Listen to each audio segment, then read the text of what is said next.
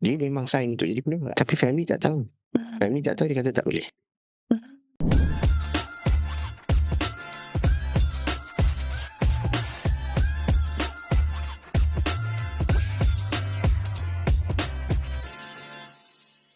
Penderma sudah sign up sebagai penerima. Okey, dia rakyat dah sign up jadi sebagai penerima.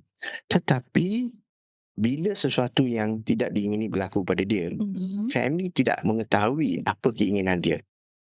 Dan bila family tak tahu, masa dia ke ICU, dikenal pasti sebagai penerima, memang tugasan doktor yang menjaga tu adalah untuk tanya family, adakah anda mengizinkan?